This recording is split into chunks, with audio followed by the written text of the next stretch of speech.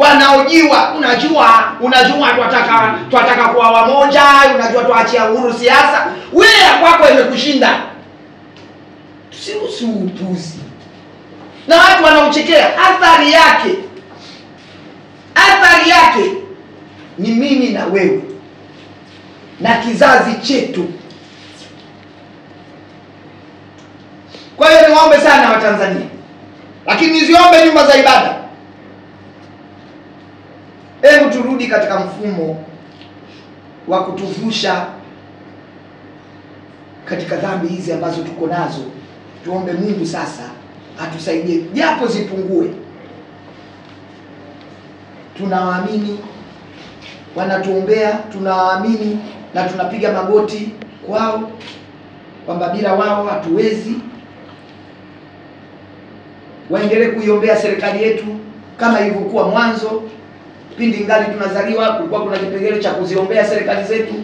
Viongozi wetu wawe na maadili mema, upendo, warudi kwenye kuheshimu mamlaka, warudi kwenye kusisitiza amani na utulivu, warudi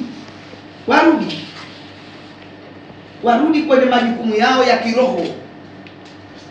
Wasituingize katika nyumba za ibada zikiwa ndio sehemu ya kujadili siasa. Nyumba za ibada ni sehemu takatifu ambazo Mungu amezibariki. Hakuna sehemu kwenye vitabu vyetu vya dini wameweka nyumba za ibada ni sehemu za kuongelea siasa, ni sehemu za kufundisha siasa. Siasa ni mchezo mchafu. Ni wote ni mashahidi, siasa ni mchezo mchafu. Mchezo mchafu hauingizwi kwenye nyumba za ibada. Mchezo mchafu unaishia huko. Kama mna hoja, mnaona mnataka kuishauri serikali, tena tunaishauri kwa unyenyekevu, sio kwa kufoka. Mnashauri kwa unyenyekevu, mnaandika mashauri yenu, napeleka. Wakubwa wanawasikiliza, mazuri wanabeba, mabaya wanayaacha. Tupo katika taifa moja linaitwa Tanzania.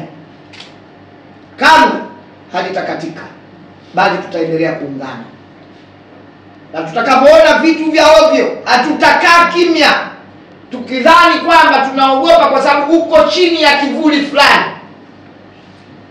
Kwa sababu wewe kuna kivuli nyuma uko nacho, ndio uvunje amani ya nchi yetu, tukuangalie tu hivi. Haiwezekani. Mimi leo niko tayari kuondoka nchini, kaacha watoto wangu wapo katika taifa lenye amani. Lakini sitakubali nikaangalia hivi, nikakengeuka eti kwa sababu mtu fulani yupo kwenye kivuli fulani, basi akiongea, akivunja sheria, akidharau mamlaka, alafu tumwangalie tu. Haiwagi hivyo kabisa. Haiwagi hivyo. Lazima ifike mahali nyumba za ibada zibaki kwenye mifumo yake ya kutufundisha neno la Mungu, hofu ya Mungu, sala na mengineyo. Na mengineyo yenyewe yawe yenye kutujenga na kutuunganisha. Kama unaweza kufanya lolote, unaweza kucheka vyovyote. Kuna taifa ukicheka sana risasi. Wewe unanicheka mimi? Unapata nguvu wapi? Kuna taifa ukila vizuri risasi. Kuna taifa mnashare bili, umekaa tu mnashare bili, hata ujui mwenzako katokaje nyumbani. Lakini Tanzania ndio taifa pekee umjui na unamwagizia chakula mwenzako. Bwana umekula? Au umjui kabila lake, dini yake, anafanya kazi gani? Bwana umekula mwana? Mpe chakula. Tanzania peke yake.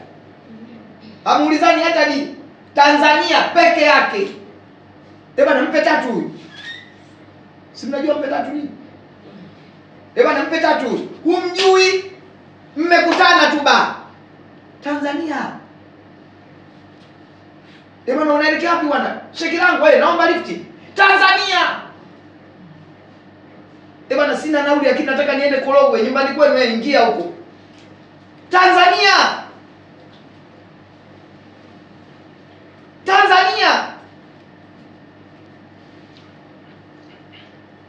Juzi nilikuwa nacheka, naona mwanasiasa fulani wa nchi jirani amekuja na yeye kutetea ujinga. Ya kwake kule yamemshinda. Hayawezi, hadi amenyauka, hayawezi hata kidogo. Tunaruhusu waje tena wanaingia nchini kwetu eti kuja kutetea ya kwetu, na kati ya kwake yamemshinda. Tusiruhusu huo ujinga huo. Sisi hatujawahi kutoka hapa tukaenda kuingilia ya jirani tena ya kisiasa. Zaidi sisi tunahimiza tu.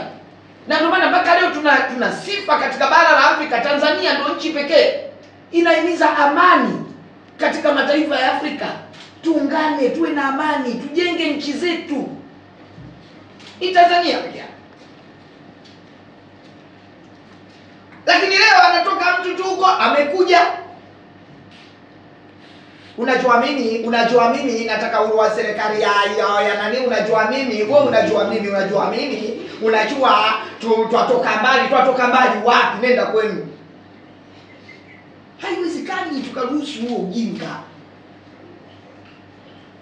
Kweli tuna uhuru, lakini usipitilize. Uhuru wetu baki kuwa na kiasi. Tusiwe na huruma hivyo. Tunawaruhusu watu kuvuka mipaka kuja kutetea waasi. Wanataka anaotokea kwao kule yaje atokee na kwetu huku. Tena wanapata uhuru wa kufika mpaka kwenye vyombo vya. Hakuna. Serikali inabaki kwenye level yake, dini inabaki level yake. Kwenye vitabu vya dini wametuambia heshimuni mamlaka. Tubaki kuheshimu mamlaka. Kazi ya nyumba za ibada ni kutujengea imani ya kujenga taifa letu, ni kutujengea imani ya kuwa na hofu ya Mwenyezi Mungu, ni kutujenga katika imani ya kuliombea taifa letu.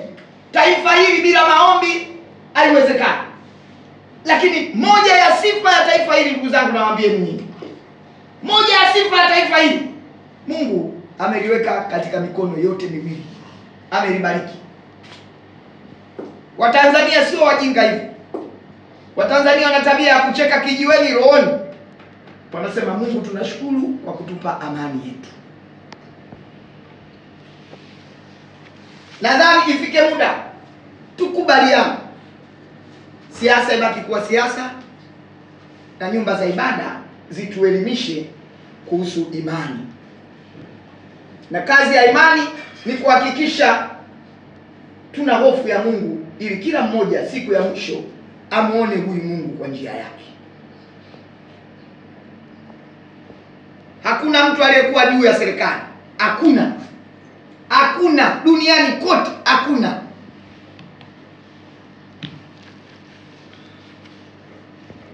Hakuna mkono unaouzidi serikali. Hakuna. Hakuna duniani kote. Never.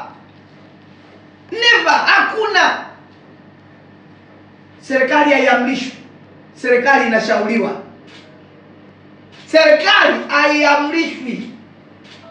Labda mlijue, serikali inapokea ushauri kwa wananchi wake, inapokea ushauri kwa viongozi na vyombo vya dini, inapokea lakini haipokei amri.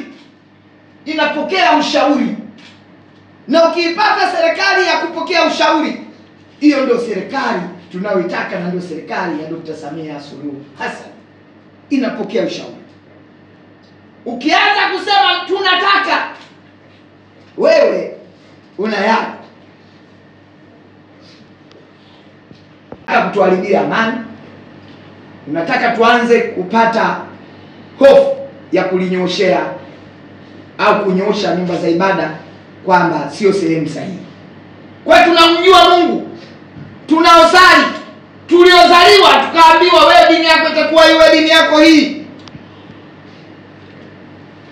Hatutaki kukaa kimya tunapoona hata wale wanaotuongoza na wao wanakengeuka. Wasitupelekee kwenye siasa. Tuombeane. Kila Mtanzania awe mlinzi wa mwenzake katika kulinda amani yetu. kila Mtanzania awe anajiona ana nafasi ya kukemea mtu yoyote yule atakayetutoa nje ya kia amani yetu. Amani yetu ndio weledi wetu. Hao wote wanaodhani kwamba inawezekana wakafanya tu, wakasema, uhuru wa kuongea una kiasi. Kikipitiliza kitaathiri vizazi vyetu, na kitaathiri vijana wetu, kitaathiri mama zetu, kitaathiri baba zetu, na mwisho wake tutakuwa sio taifa lenye muungano sahihi, umoja sahihi, kwa sababu ya watu au kakikundi kadhaa cha watu wanachoamini bila wao taifa haliwezi kwenda. Si ukweli.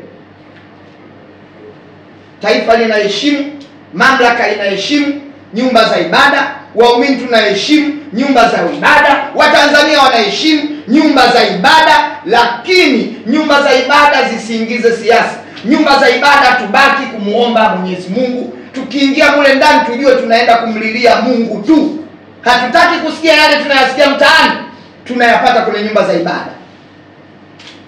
Tunataka kusikia mapya katika nyumba za ibada, kutuelimisha, kutujenga ili tuwe wokovu wa Bwana. Nimeyasema hayo na nimeyaona niyaseme. Ningekaa kimya, nafsi yangu ingeumia. Nafsi yangu ingeumia. Na nisiumize nafsi kwa kukaa kimya wakati naona wana kondoo wanaenda kuangamia kwa kondoo mmoja ama wawili ama watatu waliochafuka.